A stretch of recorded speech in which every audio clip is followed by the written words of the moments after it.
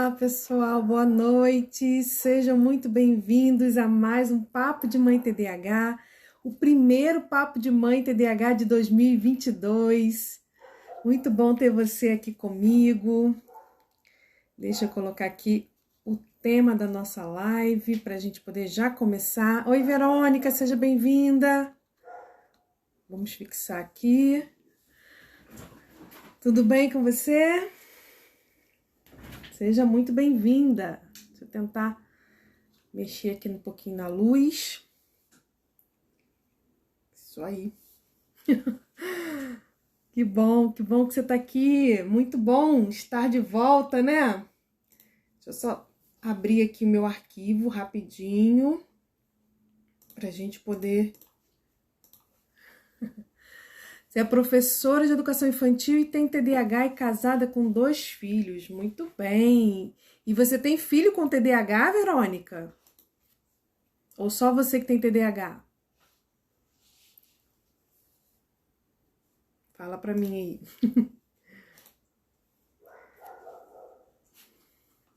Hã? Oi, Lilian, seja bem-vinda. Estamos aqui nesses primeiros minutinhos. Não tem filhos? Ah, então eu vou te fazer uma indicação. Não sei se você já me segue num outro perfil que eu tenho aqui no Instagram chamado TDAH para profissionais. TDAH para profissionais, ok? Esse perfil aqui no Instagram, ele é voltado para professores, psicólogos e psicopedagogos que trabalham, né? Enfim, que atuam com crianças com TDAH, ok? Então, como você é professora, legal você me acompanhar por lá, porque lá vai ter dicas para você utilizar aí com seus alunos na sala de aula, tá bom? Agora, aqui, né, você pode continuar aqui, e aqui eu falo voltado para as mães, né, para as mães de filhos com TDAH, mas sempre as dicas acabam ajudando os profissionais também, acabam ajudando quem tem TDAH e já é adulto, né, porque são orientações que dá pra gente aproveitar. A gente sabe que quando a gente fala de TDAH, o tratamento do TDAH é o mesmo para criança, adolescentes e adultos. Claro que as ferramentas, as estratégias, né, a forma como a gente vai abordar esse tratamento e conduzir esse tratamento, os objetivos do tratamento, eles vão mudar. Mas é basicamente o mesmo. Então, o que a gente falar aqui para criança dá pra gente transpor aí para a questão dos adultos também, tá bom? Isso, exatamente. Assim você vai poder orientar também, inclusive os pais, né, das crianças, dos seus alunos. Você vai poder orientar também na escola através desses conteúdos que eu venho colocando aqui, tá? Lá no perfil TDAH para profissionais é voltado, né, uma linguagem e uma orientação mais voltada para uma questão de atendimento clínico, né? E também atendimento pedagógico. Então, são conteúdos um pouquinho diferentes e com objetivos também diferentes. Oi, Suzana, Luíse. Tudo bem, prima? Seja bem-vinda. Aline. Gente, tô muito feliz. Oi, prima. Tô muito feliz que a gente está retornando com o nosso quadro semanal, Papo de Mãe TDAH. Então, é um quadro que eu já venho fazendo desde 2020. Toda semana a gente se encontra aqui, quarta-feira, às 19 horas, para a gente conversar sobre um assunto referente à criação de filhos com TDAH, né? E hoje a gente vai iniciar esse quadro em 2022, então eu tô muito feliz, já estava morrendo de saudade de vocês. E ao mesmo tempo a gente vai iniciar um novo projeto, né? Eu não sei se vocês estão acompanhando, eu não sei se tem gente nova aqui no Instagram, mas a gente começou um projeto novo, dia 10, que foi segunda-feira, que é o Clube do Livro TDAH. E nesse Clube do Livro TDAH, a gente vai ter várias ações nesse Clube do Livro. E uma das ações serão as lives que a gente vai fazer às quartas-feiras. Oi, Lucília! Obrigada, Lu! Obrigada, tudo de bom para você também, tá? Então vamos lá, pessoal. A gente sempre começa logo, né? Porque são muitos conteúdos, muito assunto. A gente sempre fica falando. E vocês falando e eu falando. E aqui a gente acaba, às vezes, passando até do tempo, né? Mas são assuntos que realmente fazem toda a diferença aí no dia a dia de vocês. Nós vamos começar a falar sobre um tema que é relacionado à educação. A gente vai falar educação de filhos de modo geral, tá? É claro que tudo que a gente fala de educação de uma forma mais ampla também pode ser aplicado e deve ser aplicado quando a gente está falando de educação na escola, tá? Então, você que é professora que está aqui vai poder também refletir, trazendo esse conhecimento para a sua realidade de sala de aula, tá bom? Nós começamos agora, na segunda-feira, o nosso Clube do Livro TDAH. O que é o Clube do Livro TDAH? A proposta é que a gente leia um livro juntas, cada semana um capítulo, e a gente possa trocar experiências, tirar dúvidas a partir da leitura desse livro e aplicar o conhecimento que esse livro traz à nossa realidade aqui, que é a realidade do TDAH. Então, nós começamos a ler esse livro esse ano, ó, Educação Não Violenta, da Elisama Santos. Esse livro é maravilhoso, maravilhoso, é um livro super tranquilo de ler, muito, muito bom mesmo. E nós começamos isso na segunda-feira. Como é que ele funciona, gente? Você que é mãe de TDAH precisa estar participando do nosso grupo do WhatsApp, ok? Eu tenho um grupo no WhatsApp só para mães de TDAH. Lá no grupo do WhatsApp, eu disponibilizei o PDF do livro. Então, se você não tem o livro físico, não pode comprar o livro, enfim, você vai ter acesso ao PDF do livro para poder ler no seu celular, no seu computador, enfim. E a cada semana a gente vai ler um capítulo. Nós estamos no capítulo 1, ok? Que vai falar sobre o novo olhar sobre a educação.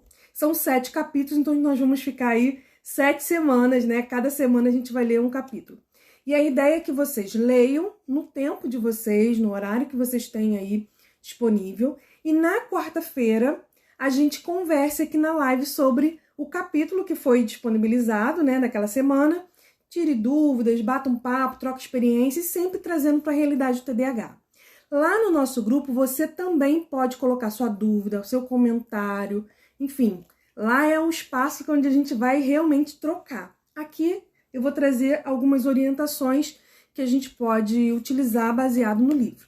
E na quinta-feira, no caso é amanhã, quem está lá no nosso grupo do WhatsApp vai receber tanto um e-book com o resumo que eu fiz do livro, né, com as minhas observações, com as minhas orientações, a partir da leitura do capítulo do livro, e o link da gravação da live de hoje, ok? Por quê que é importante você estar lá no nosso grupo? Porque a live de hoje, ela só vai ficar gravada até quarta-feira que vem, que vai ser a próxima live. Então, quem está lá no nosso grupo do WhatsApp vai ter acesso à gravação lá, o link da gravação que eu vou colocar lá. Quem não estiver no nosso grupo do WhatsApp só vai conseguir assistir a live até quarta-feira que vem, na nossa próxima live, onde eu vou tirar a live daqui do Instagram e fazer uma nova live, ok?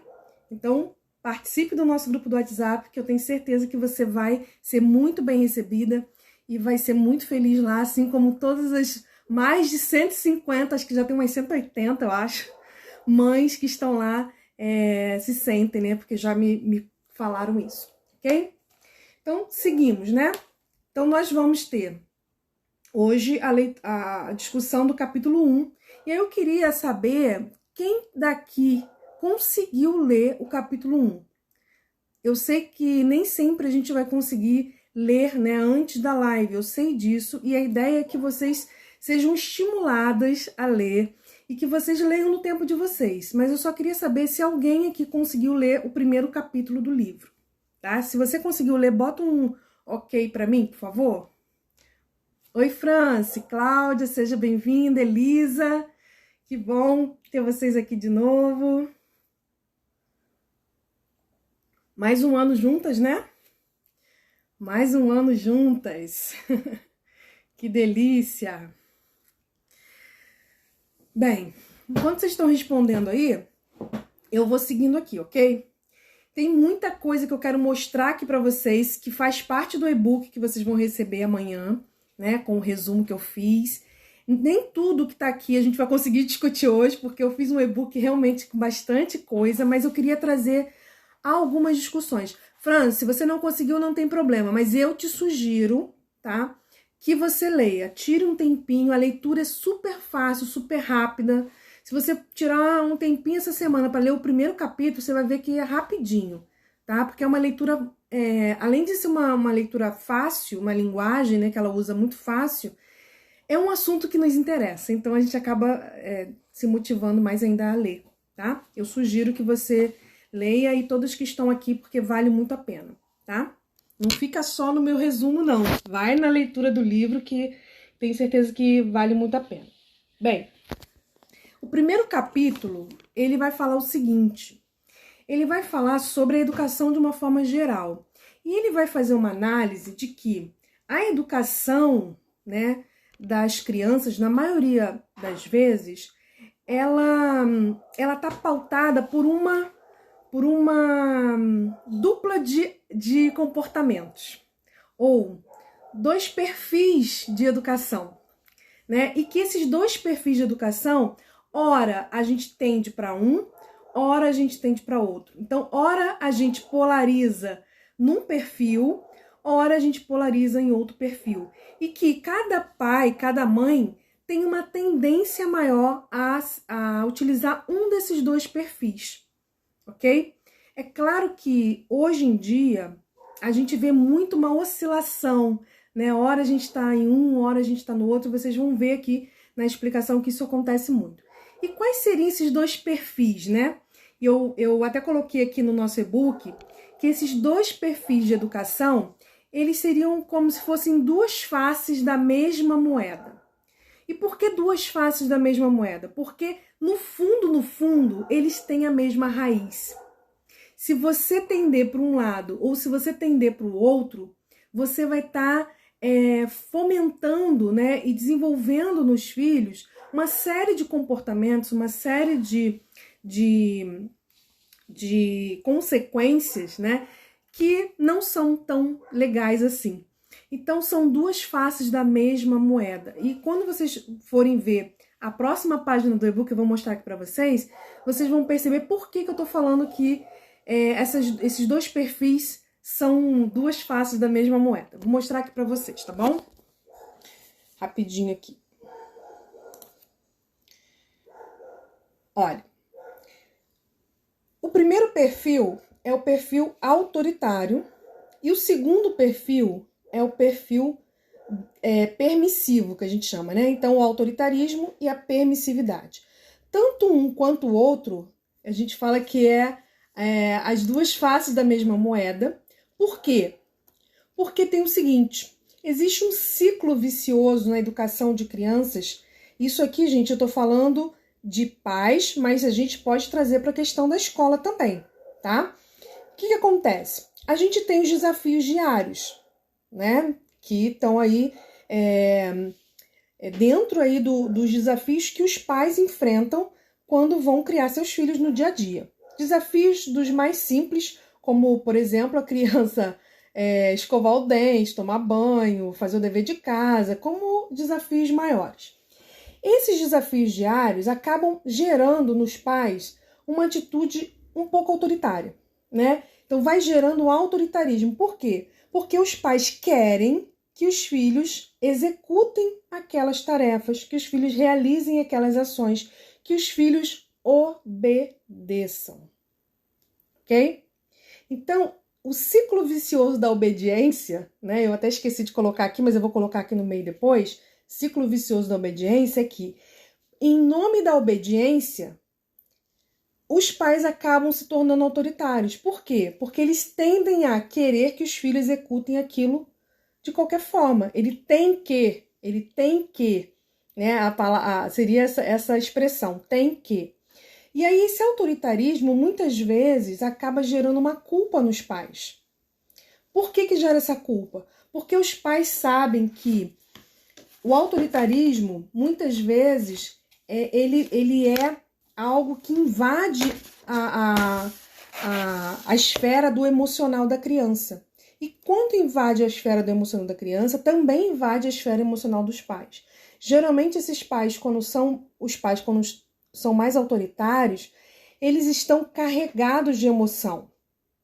eles talvez já tentaram de outras formas e não conseguiram que o filho executasse. E aí eles acabam, né, tendo uma atitude mais autoritária. É assim, né? Às vezes a gente até fala, né? É assim porque eu quero que seja assim, né? Então, isso acaba gerando muita culpa. E a culpa faz gerar um outro perfil, que é o perfil da permissividade.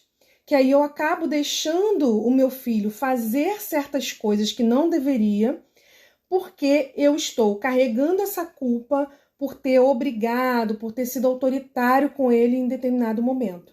Isso aqui, gente, nem sempre a gente tem essa consciência. A sensação de culpa é uma sensação que às vezes a gente nem se dá conta.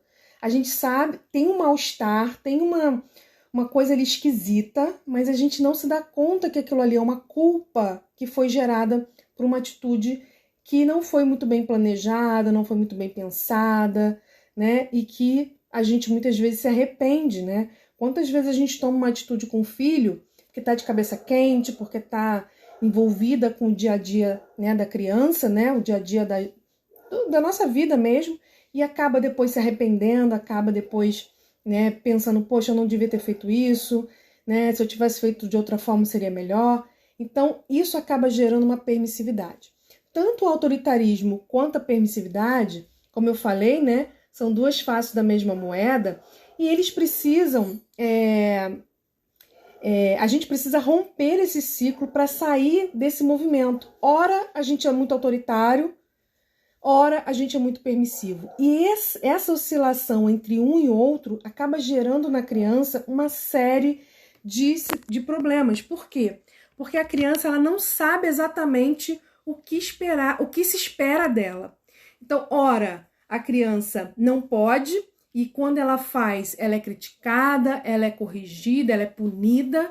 Ora, ela faz e não acontece nada. E ninguém corrige, ninguém chama atenção. É como se os pais vissem, mas fechassem os olhos. Ai, agora eu tô muito cansada, agora eu não tô muito bem, agora eu tô ocupada, então vou fingir que não tô vendo um pouquinho. Então, essa oscilação faz com que os filhos fiquem perdidos. E a tendência é que o comportamento inadequado ganhe espaço numa situação assim.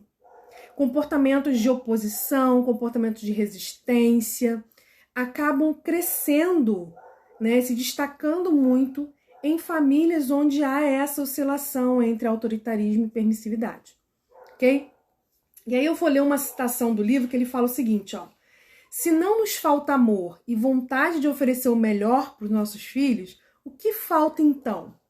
Né? O que falta para a gente se a gente ama os nossos filhos, se a gente quer o melhor para eles, né? Por que a gente às vezes comete esses equívocos? O que está faltando então para a gente oferecer aquilo que realmente eles precisam para se desenvolver de uma forma mais plena? E aí o próprio livro vai dizer que o que está faltando é inteligência emocional.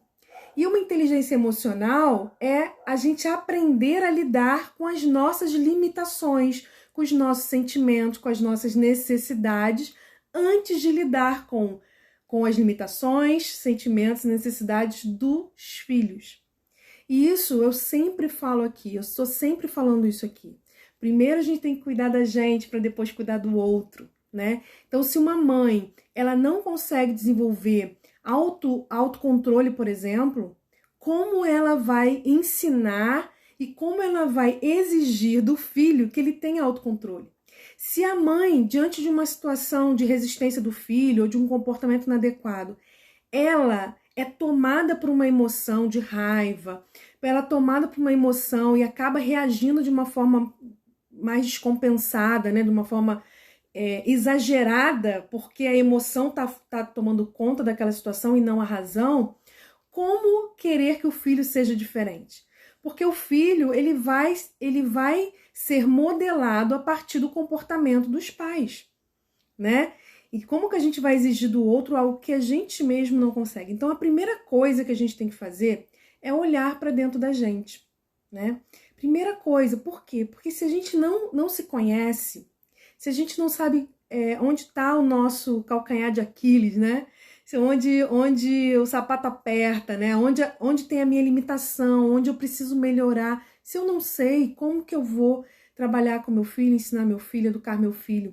Provavelmente eu vou transferir para ele, através das minhas ações, as minhas dificuldades, né? Então, se eu começo a agir muito mais emocionalmente do que com a razão, eu vou ensinar meu filho a ser assim também, porque ele vai aprender através do meu modelo.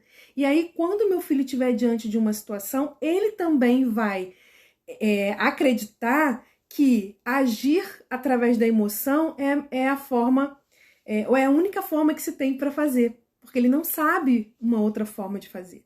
E a gente fica querendo que ele faça diferente, né? Então, a gente precisa ter isso muito claro, ter isso em mente, para que a gente consiga, a partir desse olhar para dentro, começar a olhar para fora, que aí, no caso, é olhar para o filho, ok? Quem nós somos, o que nós acreditamos, o que nós vivenciamos na nossa infância, né, na nossa experiência enquanto filhos, vai sim influenciar e vai sim ser repassado, mesmo que de uma forma inconsciente, para os nossos filhos. E quanto mais consciência a gente tiver disso, maior a possibilidade que a gente tem de lidar com isso de uma outra forma, né? E filtrar isso para que para os filhos seja passado aquilo que é mais saudável, e aquilo que não foi tão saudável na nossa criação, na nossa vida, a gente consiga filtrar, né, e não repassar isso para frente, ok? Então, ela vai trazer sempre essa discussão, essa reflexão. E uma outra reflexão que ela traz a partir desse comentário é que a gente quer filhos educados, a gente quer filhos felizes, saudáveis, né? Mas os métodos que nós utilizamos são métodos baseados em punição, são métodos baseados em críticas, ameaças, humilhação, né? Então, como que nós vamos querer crianças saudáveis, felizes, educadas, né? E que consigam colaborar, cooperar, se a gente utiliza métodos que são métodos baseados em punição, em crítica, ameaça. E isso, gente, não é porque eu sou uma péssima mãe, não é por isso, é porque nós fomos criados assim também, né? O padrão educacional que eu utilizo com o meu filho é o padrão educacional que eu aprendi. E isso não tem a ver só com pais que foram autoritários, ou por exemplo, minha mãe não era uma mãe ruim. Não é uma questão de ser mãe boa ou ser mãe ruim. A gente não está discutindo isso aqui, tá? A gente não está falando de mãe boa, mãe ruim, pai bom, pai ruim. Pai bom é aquele que conversa, pai ruim é aquele que bate. Não é disso que a gente está falando. A gente está falando de um padrão de relacionamento que, segundo, né, o livro, como o próprio nome diz, deve ser um padrão de relacionamento, porque educação nada mais é do que relacionamento, que gera aprendizado, que gera desenvolvimento, que é baseado numa comunicação não violenta. E o que é uma comunicação não violenta? É uma comunicação onde a minha comunicação com você não vai provocar reação negativa. Sabe quando a gente vai aprender a dirigir, que a gente aprende aquela parte do estudo, né, que é de direção defensiva? A comunicação não violenta tem muito a ver com a direção defensiva. É aquela direção que a gente vai fazer, né? Vai dirigir o carro, sempre pensando pela cabeça do outro. O que esse outro pode fazer? O que eu estou fazendo que pode provocar uma fechada do outro? O que eu estou fazendo na direção que pode provocar um acidente lá na frente? Então, eu sempre estou pensando preventivamente, né? E evitando que as situações do trânsito possam gerar violência, possam gerar acidente, possam gerar morte, né? E pelo contrário, que a minha direção seja uma direção que vai provocar paz no trânsito. A mesma coisa é a comunicação não violenta. Se a minha comunicação, eu tiver cuidado com ela para que ela seja uma comunicação que promova a paz e não a guerra, a gente já vai estar meio caminho andado. Por quê? Porque a comunicação é uma via de mão dupla. E se daqui para lá tiver indo paz, ainda que de lá para cá venha guerra, essa guerra ela não vai dar prosseguimento, porque eu não vou fomentar e eu não vou botar mais lenha na fogueira, ok? E isso é algo que a gente precisa parar para refletir. Eu via muito, né? Eu tenho uma sobrinha com TDAH e eu via muito isso às vezes, né? Quando a gente não tinha muita noção de como lidar com ela, né? E às vezes eu observava isso, né? A minha sobrinha estava lá e às vezes a minha irmã, enfim, ou alguém chegava e falava com ela de uma forma que fazia a minha sobrinha explodir. Claro que a minha sobrinha tem um grau de responsabilidade nisso, mas a forma como a gente falava com ela, a forma como a gente lidava com ela, muitas vezes provocava aquela reação. E quando a gente começou a entender isso, a gente começou a mudar a forma de se comunicar, a gente começou a perceber que alguns padrões de comportamentos inadequados que ela tinha começou a desaparecer, começou a diminuir, né? Por quê? Porque a gente aprendeu a se comunicar com ela. E a comunicação não é simplesmente você falar o que o outro quer ouvir e fazer o que o outro quer que você faça. Não é isso. Você pode ter uma comunicação, né, assertiva, né, pontuar falhas, mas a forma como você vai fazer isso vai fazer toda a diferença. Se você parar para pensar alguma situação da vida de vocês que algo que você falou, ao invés de ter apagado o incêndio, colocou mais fogo, eu acho que todo mundo vai lembrar de algum episódio assim, né? Então, será que a comunicação que nós estamos tendo com o marido, com o filho, né? Aqui no caso nós estamos falando de filhos. Será que essa comunicação, que essa forma que a gente tem da gente se relacionar com o outro, né? E com o filho, ela está sendo mais apaziguadora, ela está trazendo mais paz, ela está contribuindo para apagar o incêndio, ou ela está colocando mais lenha na fogueira, mais fogo no incêndio, ela está contribuindo mais para a guerra do que para a paz? Isso é uma pergunta que a gente tem que se fazer, né? E se a resposta for uma resposta negativa, né? Uma resposta no sentido, poxa, eu estou contribuindo para isso, não é para gerar culpa, é para gerar processo de transformação, de mudança, né? Não é para, então eu tô toda errada, eu sou uma péssima mãe, coitada do meu filho. Não, não é isso. A gente precisa entender o que está acontecendo, né? Entender que num relacionamento a responsabilidade não é só de um, é de todos, mas a gente também precisa entender qual é o nosso grau de responsabilidade e o que a gente pode fazer para mudar, ok? Oi, Tânia, seja bem-vinda! Então, a gente precisa começar a refletir sobre essas coisas. E esse livro vai nos propor essas reflexões, muitas reflexões, mas também vai propor algumas orientações, tá? E aí, quando a gente fala que falta inteligência emocional para os pais, reconhecer suas próprias limitações, seus sentimentos, suas necessidades, para depois lidar com o filho, isso é reflexo de um padrão de educação que tradicionalmente a gente vem vivenciando há várias gerações e que nossa geração está reproduzindo na geração seguinte.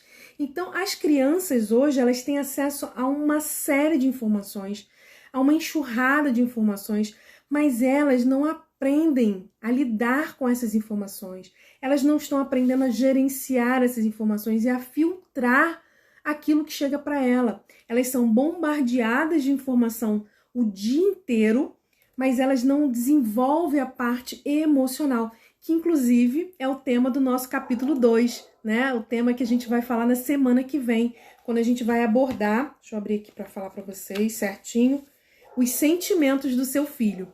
Por quê? Porque se a gente não trabalha esse autoconhecimento, o nosso enquanto adulto, mas também na criança, essa criança, quando ela chegar na vida adulta, ela também vai ter dificuldade de ter uma inteligência emocional a ponto de conseguir lidar com as suas questões antes de lidar com as questões do filho. Então, a gente vai virar uma cadeia, né?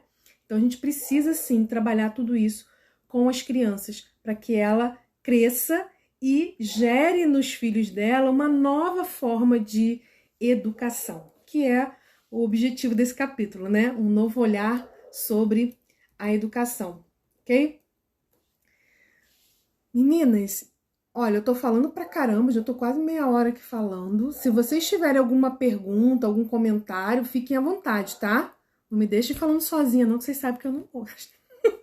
Eu gosto de conversar com vocês, tá bom?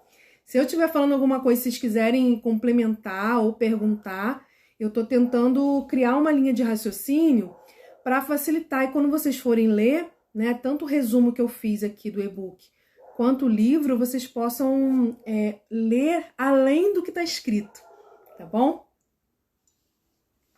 Mas tudo que eu tô falando aqui está no livro, ok? Agora, interessante que nós vivemos nesse mundo com uma enxurrada de informações. Em nenhum outro tempo nós tivemos tanto acesso à informação, tantas opções de lazer, de diversão, de roupa, de comida. Hoje nós temos uma infinidade de opções. E isso não fez com que essas, né, gerações agora fossem mais felizes. Não. Nós temos aí uma indústria do entretenimento extremamente que produz, né, uma velocidade, uma quantidade de entretenimento para todas as idades, de todos os tipos e todos os gostos, e ainda assim temos a geração que mais sofre de ansiedade, que mais sofre de depressão. Então, assim, por que nós somos tão infelizes e insatisfeitos, mesmo tendo tanta opção, tendo tanto acesso a tantas coisas? E eu não tô falando de uma pessoa que olha para uma coisa que quer ter e não pode ter. Não, nós temos acesso a muitas coisas. Os nossos filhos, as crianças hoje, adolescentes, têm acesso a coisas que na minha época de criança eu nem sonhava em ter acesso, nem sonhava, né, em conseguir ter acesso e tudo mais. Mas por que essa sensação de que está sempre faltando alguma coisa? E aí eu vou querer chamar a atenção de vocês para a questão do TDAH, ok? Quanto mais as crianças têm opções disponíveis, estou falando de qualquer criança, mais elas sentem falta de opções. Isso, gente, é uma verdade, ok? Quanto mais opções eu tenho, pensa você, mulher, que abre o guarda-roupa e tem lá não sei quantas roupas, camisa, vestido, calça, saia, bermuda, e você olha e sempre fica com aquela sensação de que tá faltando alguma roupa no guarda-roupa. Ah, eu não tenho roupa. É essa sensação que uma criança que é exposta a muitas informações e muitas coisas ao mesmo tempo, ela desenvolve, né? Ela não consegue fazer escolhas daquilo que está disponível para ela baseado nas suas reais necessidades. Ela começa a escolher porque o outro diz que é bom, porque todo mundo tá comprando, porque todo mundo tá fazendo. E ela acaba não conseguindo se conectar com ela mesma, com o que ela gosta de verdade, com o que ela precisa de verdade. Então a variedade de opções, ela nos deixa perdidos, porque diante de tanta coisa a gente não sabe o que escolher. Pensa você, quando você chega no restaurante, você pega aquele menu, cardápio, né? E você olha aquele monte de prato, ou aquele monte de sanduíche, aquele monte de coisa, e você fica assim, e agora? O que eu escolho? Aí no final das contas a gente acaba escolhendo sempre o mesmo, né? Comendo sempre a mesma coisa. Por quê? Porque a gente vai naquilo que é comum, naquilo que é familiar.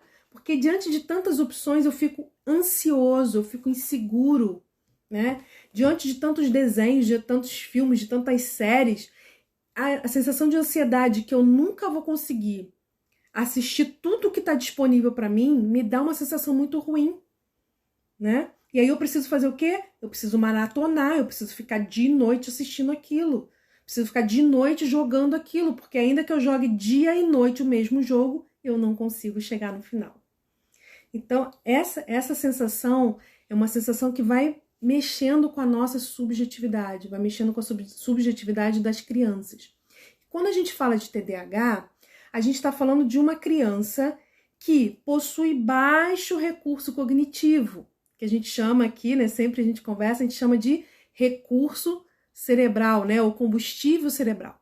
Então, se a gente tem crianças com TDAH que tem baixo combustível cerebral, cada vez que ela tem que fazer uma escolha, ela gasta mais combustível, que já está em uma quantidade menor no tanque de energia do cérebro dela.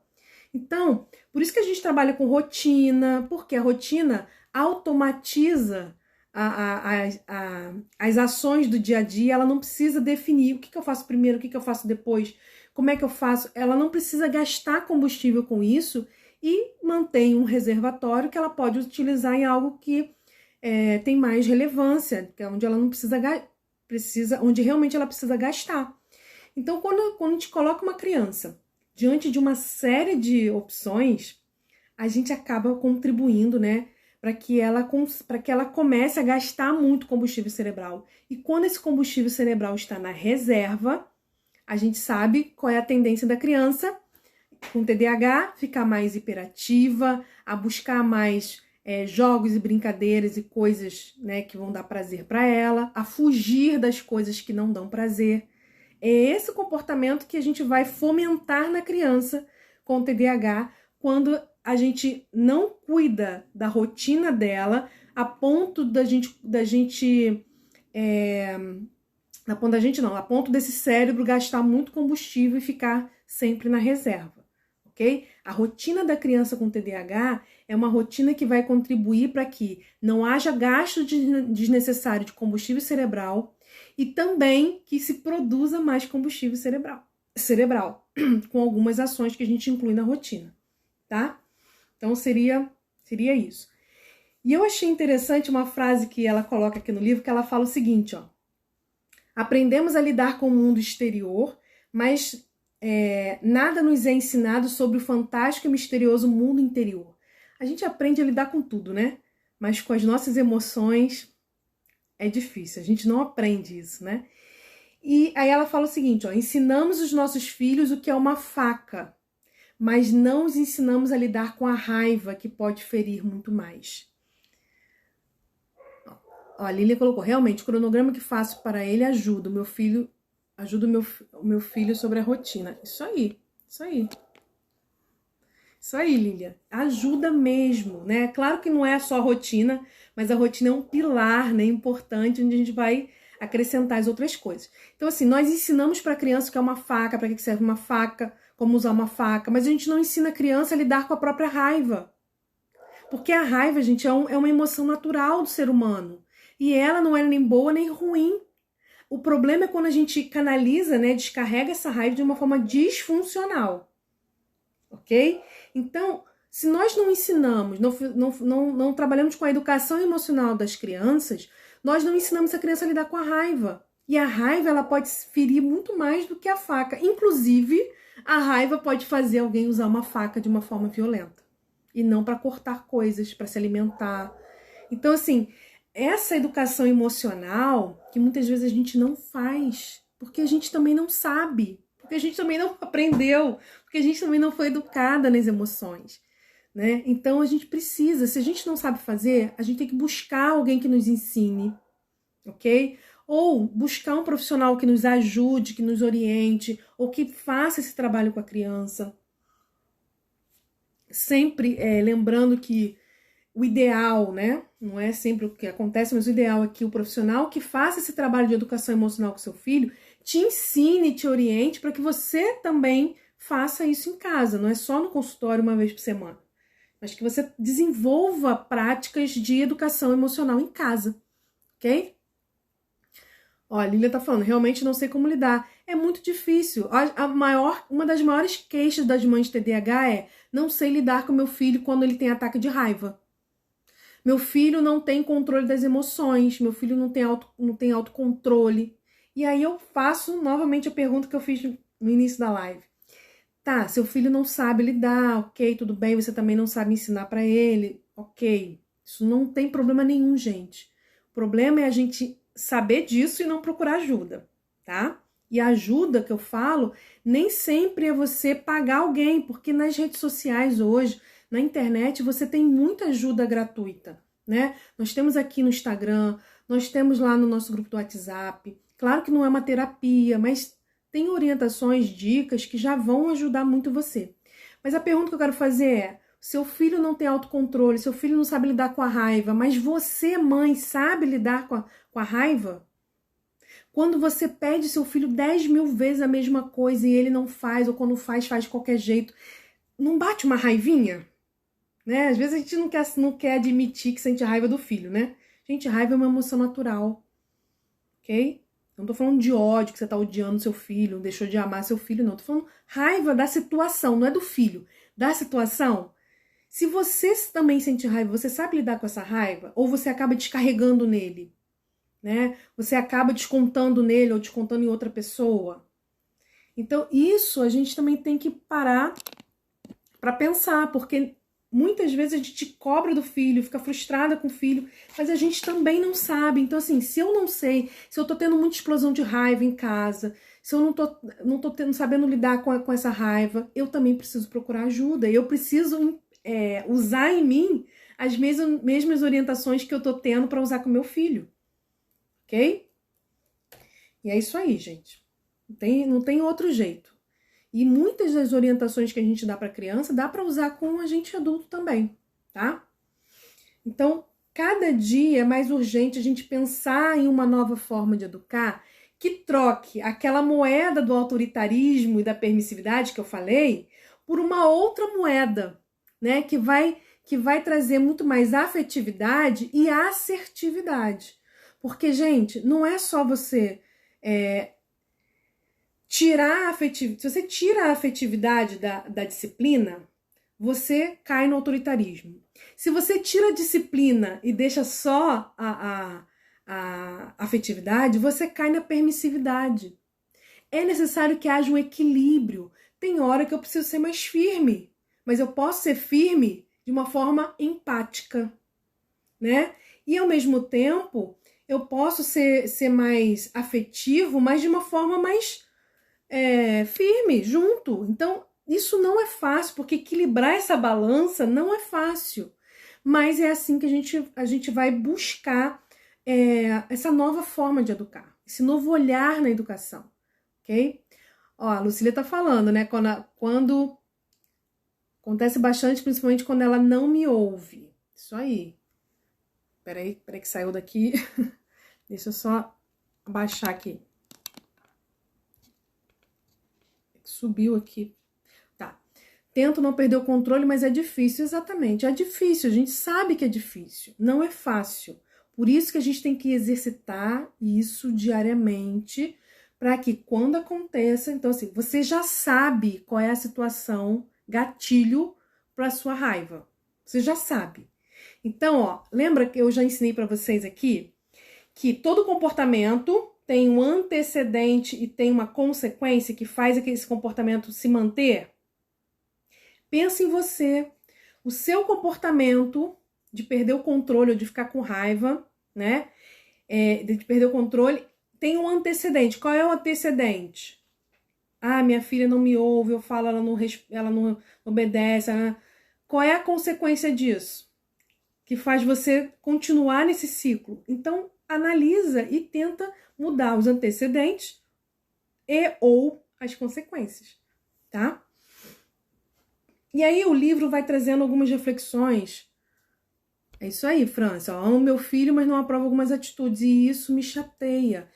Mas olha, você não precisa ficar chateado porque você não aprova algumas atitudes do seu filho.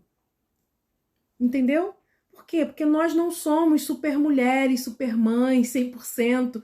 Nós erramos, nós acertamos, nós temos dificuldades, nós temos potencialidade. Você tem, seu filho também tem. Então, assim, o fato de você não aprovar algumas atitudes dele não quer dizer que você não o ama. E o fato de você corrigir, né, consequencializar o seu filho, isso é uma prova até de amor, porque você quer que ele avance, evolua, ok? Claro que isso tem que ser feito de uma forma saudável, né? Porque em nome do amor, às vezes a gente faz cada coisa, né? Que parece amor, mas no fundo não é. Oi, Luciane, Ana Luísa, seja bem-vinda. Então, vamos lá. Então,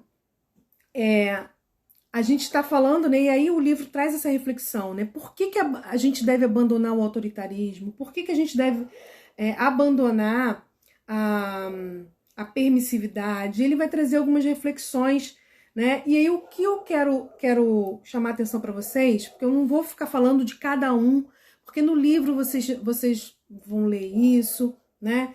No e-book aqui do resumo também, eu fiz questão de fazer um textinho bem legal para vocês. Mas o que eu quero chamar a atenção para vocês é que em nome da obediência, muitas vezes a gente entra naquele ciclo que eu mostrei no início para vocês. Sabe aquele ciclo da obediência? Ciclo vicioso da obediência, que faz com que a gente comece a oscilar entre autoritarismo e permissividade. Então, a obediência pela obediência, muitas vezes é o que os pais querem, porque eles não têm noção nem por que estão querendo que o filho obedeça. Então, preste atenção nas demandas que você solicita do seu filho. Deixa eu só botar um fiozinho aqui, peraí. Preste atenção nas atividades que você solicita para ele e tenta refletir se o que você está pedindo para ele é simplesmente pela obediência, você está querendo gerar nele obediência ou você está querendo gerar nele responsabilidade. Deixa eu só ver aqui. Lilian, a mente fica cansada, certo? Como fica, né? Você imagina. Como fica? Como fica? Ó, a Lucília falou que se reconhece nesse ciclo, mas vou falar pra você, praticamente todas as mães se reconhecem. E isso, gente, não é, sou uma mãe péssima. Não, não é sou uma mãe péssima.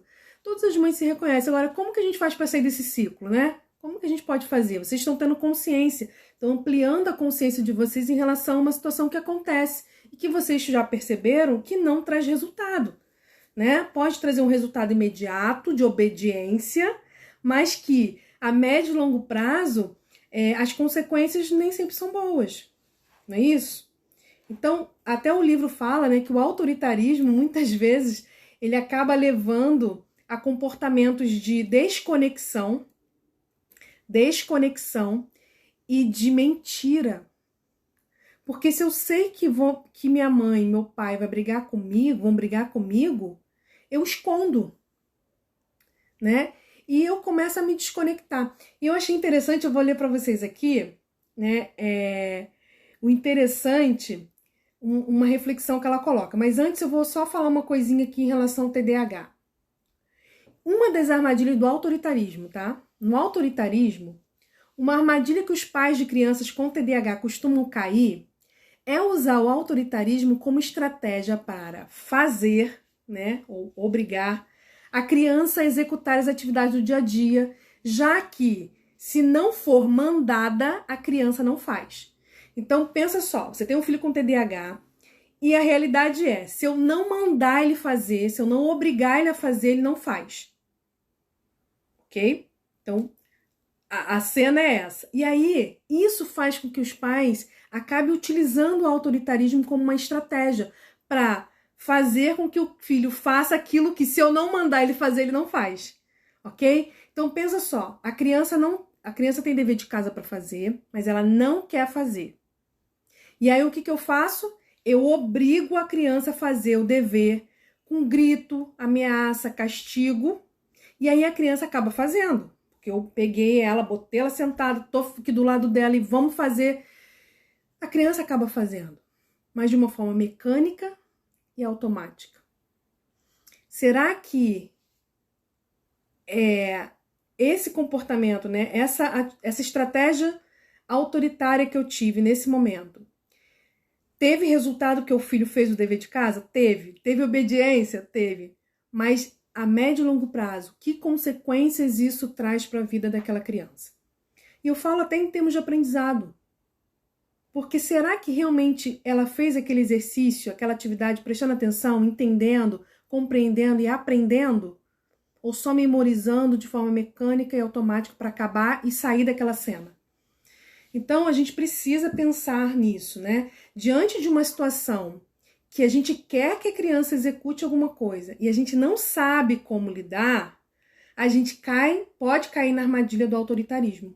Tá? Eu tô falando de crianças com TDAH, mas serve para qualquer outra criança. Agora, tem uma outra armadilha também, diante de uma situação que você não sabe o que fazer para o seu filho executar aquela ação, para o seu filho obedecer. Você tende ao autoritarismo. Aí você tende a mandar, né, o filho a fazer. E aí, sabe o que acontece? O filho faz de qualquer jeito. O filho, enfim, vou dar um exemplo de guardar o brinquedo, arrumar o quarto. A criança vai arrumar o quarto. Aí você vai, ela não arruma por conta própria. Você vai lá e manda ela arrumar, e você vai lá de forma autoritária, né? Vai arrumar agora, enfim. A criança vai. Aí a criança demora, sabe? A criança com TDAH, que demora, se distrai com outra coisa, arruma o quarto de um jeito que você não gosta muito. E aí, sabe o que você faz, mãe? Geralmente, você prefere fazer do que deixar o seu filho fazer de forma lenta e da forma como geralmente, às vezes, não é o jeito que você deseja.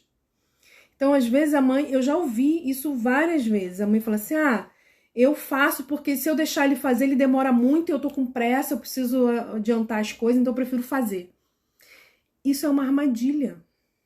Isso é uma armadilha da permissividade. Então, eu não peço para ele fazer, porque se eu pedir para ele fazer, ele vai dar um show, vai fazer pirraça, vai fazer birra, vai criar uma situação desgastante que eu não quero passar, ou vai fazer de qualquer jeito, vai demorar muito, vai me atrapalhar, e eu prefiro então eu mesmo lá e faço. Então, assim, tanto o autoritarismo quanto a permissividade, como eu falei, são duas faces da mesma moeda, porque são utilizadas de uma forma meio que inconsciente, né? A gente vai fazendo, a gente recorre a essas estratégias de uma forma meio que automática, porque a gente não sabe o que fazer diante dessa situação. A gente não sabe o que fazer diante dessa situação. E assim, criar filhos, você vai aí, pelo menos, gente, vamos pensar, desde que nasce até o final da adolescência, até a criança ter maior idade. Vamos pensar 18 anos, vamos pensar. São 18 anos que você vai criar um filho, pelo menos. Então, assim, não é algo que vai ser 1 mês, 2 meses, 1 ano. É muito tempo. E se é muito tempo, a gente precisa pensar nesse tempo, se planejar, se organizar, se preparar para isso. Só que a gente vai criando as crianças assim, ó. A demanda chegou, eu vou resolver. Apareceu isso, agora eu resolvo. E a gente se vê tomada, né? Pelas situações. E aí a Lilian falou, eles só querem brincar. Mas qual a criança que não quer só brincar, né? Estranho se ela quisesse coisas sérias, né? Ela quer brincar, claro. Mas conforme a gente vai organizando essa rotina dessa criança, conforme a gente vai aprimorando essa comunicação, né? Uma comunicação que vai desenvolver muito mais a cooperação e a responsabilidade, e não a submissão e a obediência simplesmente, né? Você vai conseguindo fazer essas negociações e fazer com que essa criança execute o que ela tem que executar, porque é da responsabilidade dela. E é pro bem dela, porque promove o desenvolvimento dela, não é simplesmente porque eu quero, tá? As crianças, elas são muito direcionadas, elas são muito mandadas, né? A gente manda na criança o dia todo, né? Faz isso, faz aquilo, pega aquilo, não bota aí, toma banho, come. Então a gente direciona muito, a gente dá muita demanda para a criança. E assim, quanto mais demanda a gente dá, mais desgaste a gente vai ter para fazer com que ela cumpra, né? Que ela obedeça aquela demanda. Então, ou a gente dá demanda demais e fica tenso, estressado para fazer a criança obedecer, ou a gente dá demanda de menos, porque senão aí eu não me estresso muito, deixo ele lá no videogame e eu vou fazer minhas coisas. Então, né, tanto para um lado quanto para o outro, a gente tem as consequências que a gente já falou aqui, tá? E aí, mais para o final do capítulo, ela vai trazer essa reflexão sobre a educação a longo prazo. Muitas vezes a gente está focado no aqui e agora, né? No banho que a criança tem que tomar, na comida que ela tem que comer, no dever de casa que ela tem que fazer. A gente está focado naquela atividade em si, naquela ação em si, na obediência daquele comando. E a gente não entende, não para pensar que tudo isso contribui para o desenvolvimento de algo muito maior. E que essa educação ela tem que visar algo maior, algo que está lá no longo prazo e não no aqui e agora. E aí ela traz essa ideia de longo prazo. E eu trouxe aqui uma imagem que a gente trabalhou muito lá no curso Metas, né? Quem participou do curso Metas, acho que a primeira aula, se eu não me engano, a gente falou muito sobre isso, né? O curso Metas TDAH é um curso onde eu te ensino a elaborar e implementar uma rotina educativa eficiente para TDAH. Uma rotina que seja eficiente para crianças com TDAH, ok? Só que todo o primeiro módulo do curso é sobre tudo isso que a gente está falando aqui. A gente fala sobre comunicação, a gente fala sobre educação. Por quê? Porque não dá para eu pensar a rotina simplesmente com uma lista de tarefas onde a criança tem que obedecer e tem que cumprir. Isso é rotina? É. Mas é uma rotina eficiente para o TDAH? Não. Então, assim, o primeiro módulo do curso, ele traz vários exercícios, traz essa reflexão, né? Da educação, vou mostrar aqui para vocês. Da educação como um processo que tem metas de curto, médio e longo prazo, mas que a gente tem que estar sempre focada aqui. O que a gente faz aqui é para chegar aqui, ok? Então, a obediência que a gente quer, né, o dever de casa que a gente quer que a criança faça, o banho, o escovar o dente, é para a gente desenvolver habilidades, desenvolver coisas que vão gerar aqui, ó, no longo prazo, ok? Então, é isso que a gente precisa entender. Oh, voltou. Eu fui tirar aqui e acabou que saiu. Então, isso aqui a gente precisa entender. E a gente fica muito aqui, ó, e como a Ana colocou, a mãe engolida pelos incêndios diários. É claro que ela vai ser engolida pelos incêndios diários. E engraçado, deixa eu voltar aqui rapidinho. E o engraçado, Ana, né, o Lili, é porque eu apertei aqui e ele desligou o vídeo. Mas eu acho que já voltou, né? O engraçado é que todo dia acontece os mesmos problemas. Os nós estão no mesmo lugar. Então dá para você se planejar, dá para você se organizar previamente para lidar com aquelas situações. Igual a Lucília colocou aqui, o que mais chateia ela, o que mais, né, faz ela quase perder o controle, ou às vezes até perder o controle, é quando a filha não escuta o que ela tá falando. Ela tá falando, é como se estivesse entrando aqui e saindo aqui. Então, se ela já sabe que isso é um gatilho para ela, que isso é uma situação que é recorrente, que acontece, que ela quer resolver isso, ela não tem que reagir a isso, ela tem que encontrar uma forma de lidar com isso para que isso não aconteça, né? Então, ela vai poder se organizar, planejar, enfim, encontrar outras estratégias para lidar com essa situação, ok? Então, é isso que a gente precisa entender. E aí, tem uma citação do livro que eu coloquei no nosso e-book, que é o seguinte: passamos a maior parte do tempo pensando em formas de conseguir que os filhos façam o que desejamos. É um desgaste emocional, um gasto de energia enorme de nós adultos tentando fazer com que as crianças façam o que a gente deseja. Que eles nos ouçam, que eles sigam as nossas regras. E nos esquecemos de que essa convivência é muito pequena diante de todo caminho que percorrerão sem nós. Então, o tempo que essa criança vai ficar com a gente, obedecendo, é muito menor do que o tempo que ele vai ter na vida dele, toda, depois que ele for para a vida. E aí, a gente está preocupado com o banho que ele não quer tomar hoje. Quando existem outras coisas, claro que ele vai ter que tomar banho, gente, óbvio, mas assim, existem outras coisas que estão em jogo e que às vezes a gente não está se tocando, né? O que esse banho tem a ver com uma educação muito mais ampla que eu quero para o meu filho, né? Então isso é importante. E aí eu trouxe uma imagem aqui para vocês, eu vou colocar aqui rapidinho, que é essa imagem aqui, né? Nós plantamos sementes, né? No caso aqui vamos dizer que são os nossos filhos, né? Sementes são as crianças.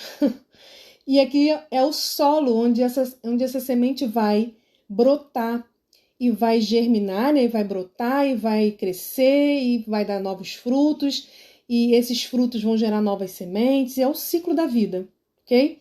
Só que para que essa semente possa germinar e crescer, é necessário uma série de nutrientes, é necessário que a gente prepare esse solo com nutrientes importantes, que a gente depois, né, regue, que a gente coloque a água suficiente, nem de mais nem de menos, luz do sol, nem de mais nem de menos, que a gente vá lá de vez em quando, né, e limpe e volta para as ervas daninhas não matar a nossa plantinha.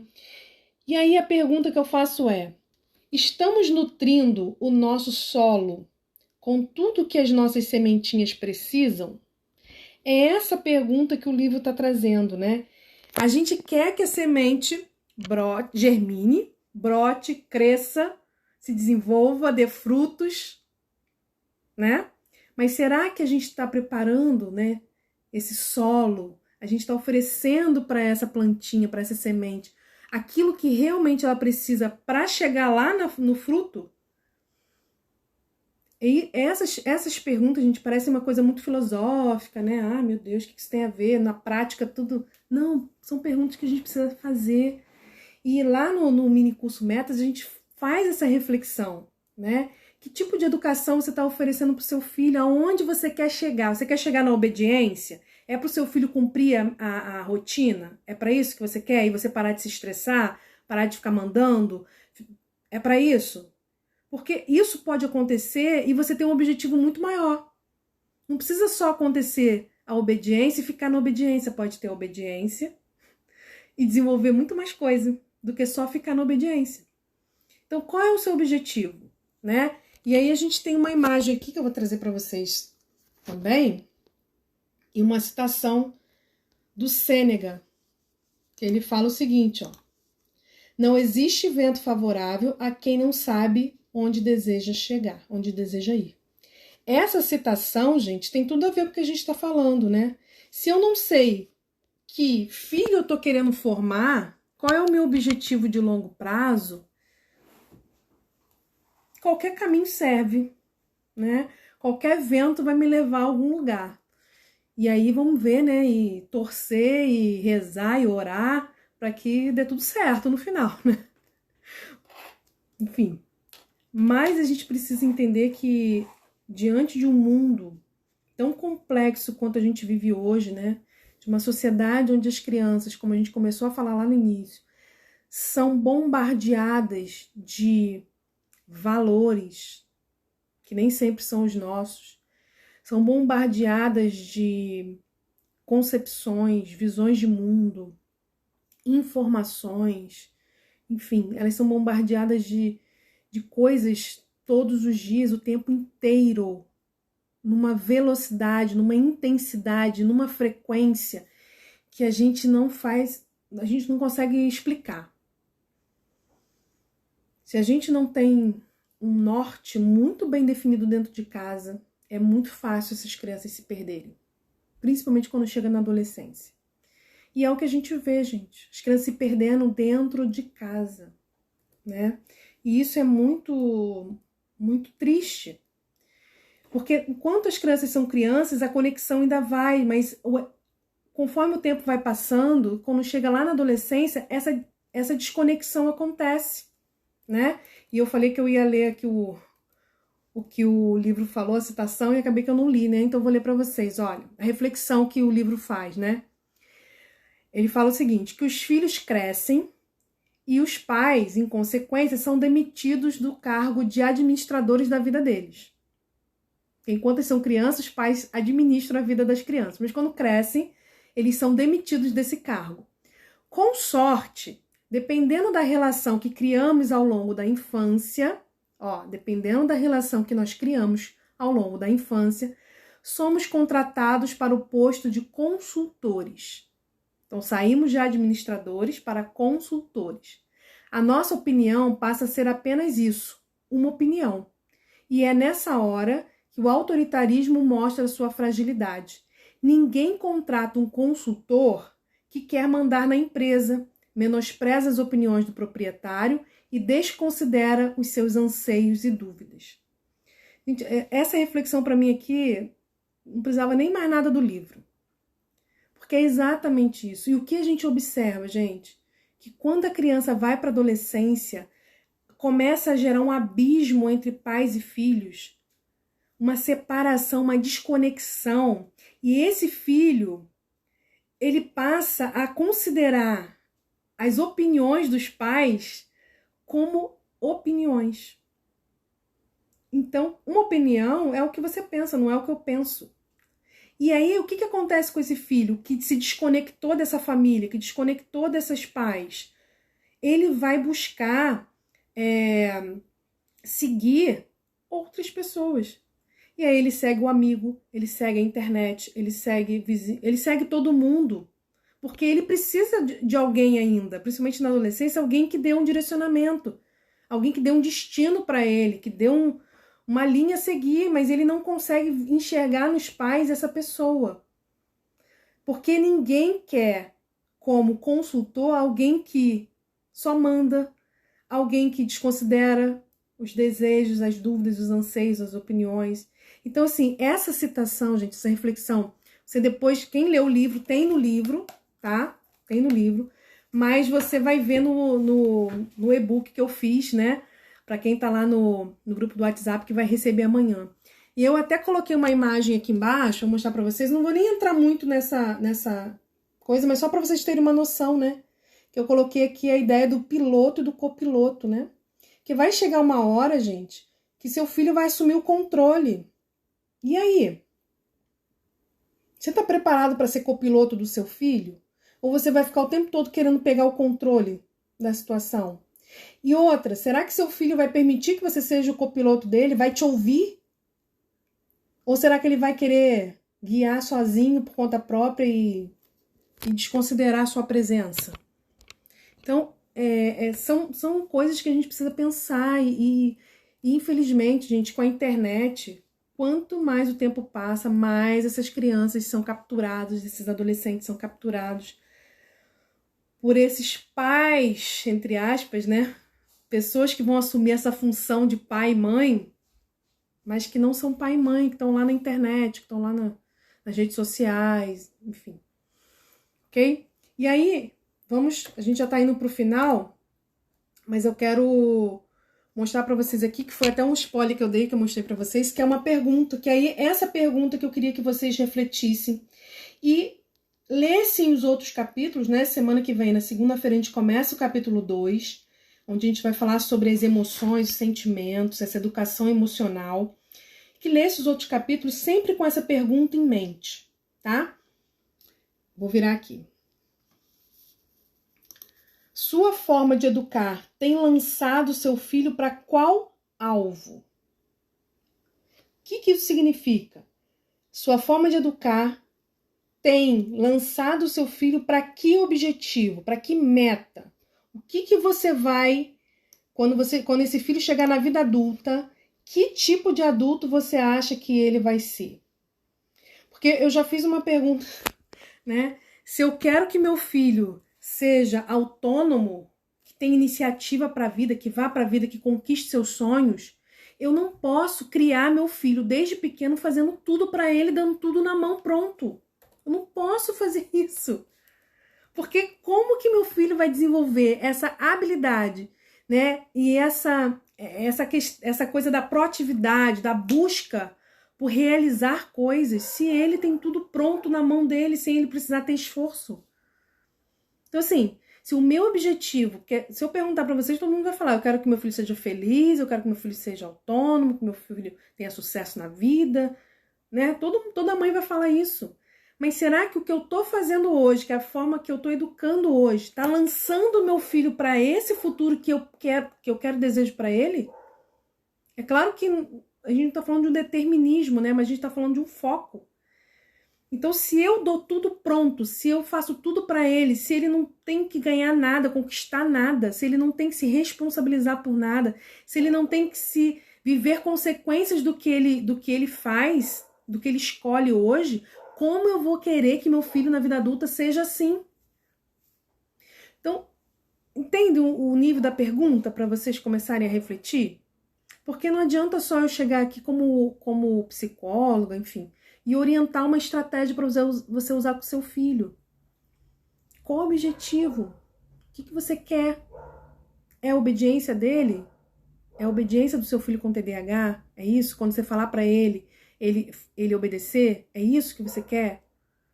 Ah, tá, Juliana, é isso que eu quero. Não, Juliana, é isso. Eu quero que ele obedeça, mas não pela obediência, por outra coisa. Ah, então tá. Então, a estratégia que eu vou te dar, a orientação que eu vou te dar vai ser diferente, de acordo com o seu objetivo. Ok? É isso aí, Ana. Existe educações que são gaiolas e outras asas, exatamente. E aí eu vou ler a citação do finalzinho do capítulo, que ele fala o seguinte, ó. O finalzinho do capítulo ele fala assim, Elisama fala assim: estabelecer uma linguagem mais consciente e conectada à nossa essência compassiva diminui as resistências, as nossas e as deles, que é das crianças. Palavras podem ser muros ou pontes. A escolha é nossa. Palavras podem ser muros ou pontes. A escolha é nossa. Nós somos o adulto da relação. É nossa responsabilidade parar e pensar sobre essas questões. E aí, né, se eu podia até trocar a frase, né? Palavras podem ser gaiolas ou asas, né? A escolha é nossa. E aí a escolha é nossa, tomando consciência, ampliando essa consciência, desenvolvendo essas habilidades em nós mesmos. E aí eu vou deixar um exercício para vocês, para a gente poder fechar aqui a nossa live. Quem está lá no nosso grupo do WhatsApp, então vou repetir aqui, gente. Essa live, a live de janeiro, as lives de janeiro, de toda quarta-feira, 19 horas, e as lives de fevereiro, quarta-feira, 19 horas, a gente vai discutir esse livro aqui no nosso Clube do Livro TDAH, ok? Esse livro tem 7 capítulos, então nós vamos ficar 7 semanas. Cada semana a gente vai discutir um capítulo, estamos começando hoje o primeiro. Quem está no nosso grupo de mães de TDAH do WhatsApp recebeu o PDF do livro, porque talvez não tenha o livro, né? Recebeu o PDF do livro para ler, ok? E lá no nosso grupo a gente vai discutir sobre o livro. Quem quiser perguntar alguma coisa pode perguntar lá. Toda quarta-feira a gente faz a live do capítulo daquela semana. Na quinta-feira eu mando o PDF com o resumo que a gente discutiu aqui na live e com um exercício, ok? E aí, ano passado nós fizemos o nosso Clube do Livro e eu lancei uns desafios. E as mães que participaram dos desafios ganharam uma sessão de mentoria coletiva comigo, para a gente poder discutir sobre o livro, trazendo para a realidade da vida delas, tá? E aí, esse ano a gente vai fazer a mesma coisa. Cada capítulo eu vou trazer um exercício, que quem tá lá no nosso grupo do WhatsApp vai receber o PDF, e nesse exercício, as mães que fizerem o exercício, né, lá no grupo do WhatsApp eu vou explicar direitinho como funciona, cada exercício que fizer, né, vai no final ganhar uma sessão de mentoria comigo, gratuita, para a gente poder trazer esse conhecimento do livro a questão aí do seu dia a dia. Okay? Então você vai poder fazer perguntas, a gente vai conversar, vai ser uma sessão de mentoria coletiva para as mães que participarem do desafio, tá bom? Deixa eu mostrar para vocês como é que vai ser esse exercício. Ó, vou ler aqui, tá? Quais são suas metas? Aonde você quer chegar com a educação do seu filho? Se você não sabe o que quer, quais valores você quer passar, o que é inegociável para a sua família, qualquer vento vai te levar para um lado e para o outro na educação do seu filho. Pense nas habilidades que você precisa desenvolver no seu filho e em como ajudá-lo a desenvolver-se. E aí você vai colocar na coluna de curto prazo, de médio prazo e de longo prazo. Lá no nosso grupo do WhatsApp, eu vou fazer um videozinho, vou explicar melhor, tá bom? Para você que tá lá poder participar, ok? Show?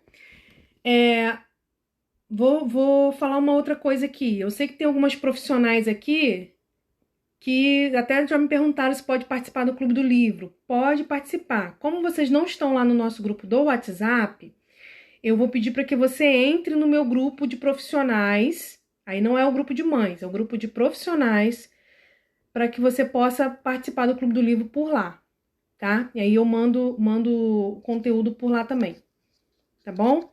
Se você não participa ainda desse grupo de profissionais, me manda um oizinho no direct que eu te mando o link, tá? Então, esse é o exercício, ok? E aí, o exercício vai fazer, eu vou explicar lá direitinho como é que faz, tiro as dúvidas de vocês. Oi, Leia, tudo bem?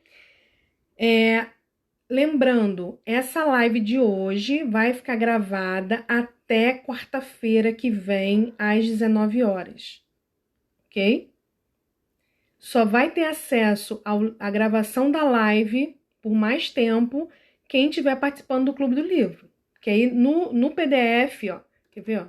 Aqui no PDF eu vou colocar o QR Code com o link da live de hoje, ok? E aí quem recebeu o PDF vai ter o link para assistir aí mais vezes. Quem não recebeu o PDF vai poder assistir a live aqui no Instagram só até quarta-feira que vem, tá?